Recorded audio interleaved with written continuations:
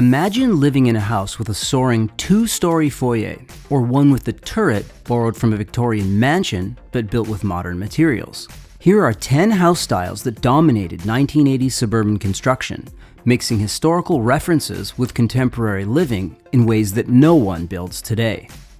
The 1980s saw a massive revival of American colonial architecture, but with a distinctly modern twist. These homes featured the traditional symmetrical facade, center hall layout, and multi-paned windows of 18th century colonials, but were built larger and more dramatically than their historical predecessors. The grown-up baby boomers, the young urban professionals, yuppies, who were ready to purchase homes and raise families, were more affluent than previous generations and wanted bigger, more dramatic homes than past styles provided. Unlike authentic colonial homes, these 1980s versions often featured two-story foyers, cathedral ceilings, and master bedroom suites that would have been unimaginable in the 1700s. The exterior maintained colonial proportions but used modern materials like vinyl siding and composite shutters. Popular variations included the Federal Revival with its fanlight windows and the Georgian Revival with its more elaborate brick facades. By the 1990s, these homes began to seem oversized and historically inauthentic, giving way to more casual architectural styles.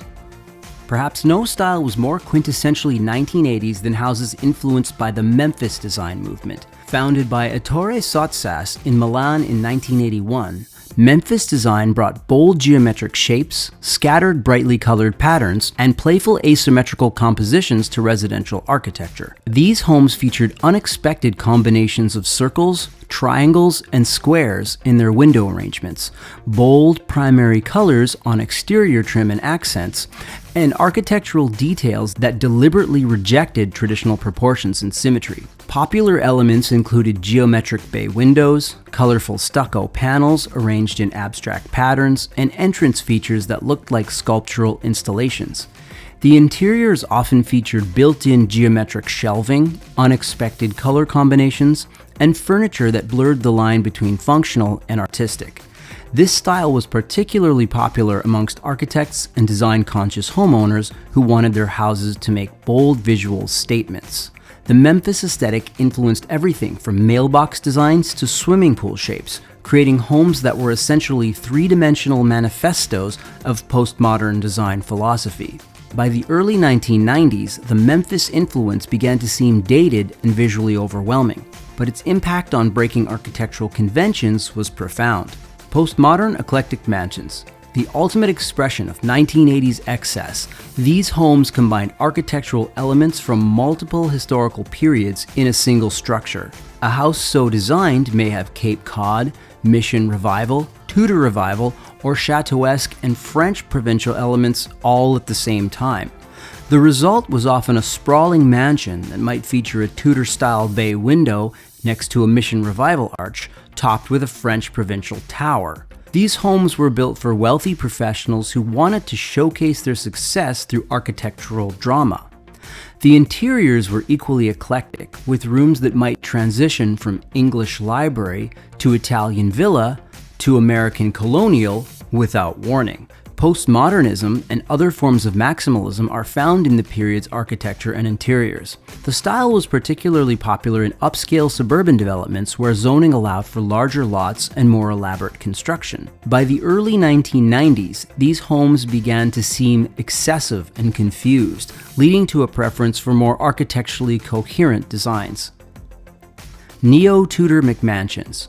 The 1980s Tudor Revival took the charming English cottage aesthetic and supersized it for American suburban living. These homes featured the traditional steep-pitched roofs, decorative half-timbering, and tall chimneys of medieval English architecture, but applied to houses that were often 3 times the size of their historical inspirations. The interiors typically included great rooms with vaulted ceilings, multiple fireplaces, and elaborate staircases that had no equivalent in actual Tudor homes. Popular features included bay windows, arched doorways, and diamond pane windows that created a fairy tale appearance. The half-timbering was often applied over modern frame construction rather than being structural, and the timber was frequently made of synthetic materials for easier maintenance. These homes were particularly popular in the Northeast and Midwest, where the style seemed to fit the climate and cultural preferences. By the 1990s, the oversized Tudor look began to seem pretentious and historically inappropriate. Contemporary angular houses.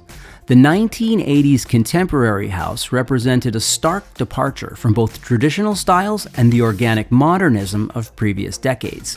These homes featured sharp angles, geometric forms, and dramatic roof lines that created a futuristic, almost crystalline appearance. Popular elements included clerestory windows, skylights, and large expanses of glass that brought natural light deep into the interior. The exteriors often combined materials like cedar siding, brick, and glass in geometric patterns that emphasized the home's angular design. Interior spaces were typically open plan with soaring ceilings and dramatic staircases that became sculptural elements. The style was influenced by high-tech architecture and the space-age optimism of the era, with some homes featuring elements that looked borrowed from science fiction. These houses were particularly popular in California and other areas with mild climates where large windows and outdoor living were practical year-round. By the 1990s, the style began to seem dated and impractical, especially in colder climates where heating costs for such open, angular designs proved prohibitive. Stucco Mediterranean Revival. Drawing inspiration from Spanish colonial and mission revival styles, these homes featured low-pitched, red-tiled roofs, stucco exteriors, and arched windows and doorways. The 1980s version was typically much larger than historical precedents, often including courtyards, bell towers, and elaborate wrought iron details that created a resort-like atmosphere. Popular in warm weather states like California, Florida, and the Southwest, these homes were designed for indoor-outdoor living with extensive patios, pools, and landscaped gardens. The interiors often featured tile floors, exposed beam ceilings, and archways that reinforced the Mediterranean theme. Unlike the more modest Spanish colonial homes of the 1920s, these 1980s versions were often sprawling complexes that might include guest casitas, three-car garages, and elaborate outdoor kitchens. The style was particularly popular among wealthy retirees moving to Sunbelt states who wanted homes that felt like permanent vacation retreats. The trend peaked in the mid-1980s before giving way to more casual architectural approaches. Prairie Revival Ranches. The 1980s saw a revival of Frank Lloyd Wright's Prairie School architecture, but adapted for suburban ranch house living. These homes featured the characteristic horizontal lines, overhanging eaves, and bands of window that defined the prairie style, but were typically single-story structures designed for convenient modern living. Popular elements included clerestory windows, built-in furniture, and open floor plans that emphasized the connection between indoor and outdoor spaces. The exteriors often combined brick, stone, and wood in horizontal patterns that emphasized the home's relationship to the landscape. Unlike Wright's original prairie houses, these 1980s versions were often built in suburban subdivisions rather than on expansive rural lots, leading to some awkward compromises in the design. The style was particularly popular in the Midwest, where Wright's influence remained strong, and among architecture enthusiasts who appreciated the style's emphasis on craftsmanship and natural materials. By the late 1980s, the Prairie Revival began to seem like an expansive anachronism in an era increasingly focused on casual living. Neoclassical columns and porticos. The 1980s Neoclassical revival brought Greek and Roman architectural elements to suburban America in a big way. These homes featured massive columns, elaborate pediments, and symmetrical facades that were meant to invoke the grandeur of ancient temples and antebellum mansions. The style was particularly popular in the South, where it connected to regional architectural traditions, but also appeared in upscale suburbs across the country. The proportions were often exaggerated compared to historical precedents, with columns that were taller and more numerous than would have been typical in authentic neoclassical architecture. Popular features included two-story porticos, curved staircases, and elaborate moldings that created an impression of wealth and sophistication.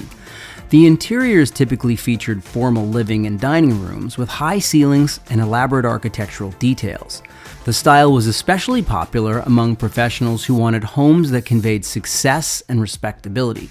By the 1990s, the Neoclassical revival began to seem overwrought and pompous, particularly as more casual living styles gained popularity. Southwestern adobe style. Inspired by traditional Native American and Hispanic architecture, these homes featured thick stucco walls, flat roofs, and earth-tone color schemes that were meant to blend with the desert landscape. The 1980s version was typically much more elaborate than historical adobe construction, often including courtyards, portales, covered walkways, and elaborate tile work that created a resort-like atmosphere. Popular elements included vigas, exposed wooden beams, nichos, built-in wall niches, and kiva, fireplaces that reinforced the Southwestern theme. The style was particularly popular in Arizona, New Mexico, and parts of California and Texas, where it seemed to fit the climate and cultural landscape. Unlike traditional adobe construction, these homes were typically built with modern materials and techniques, with the adobe appearance created through stucco application over frame construction. The interiors often featured tile floors, exposed beam ceilings, and Native American-inspired decorative elements. The style peaked in the mid-1980s as part of a broader trend toward regional American architecture that rejected European influences. Mansard roof contemporaries.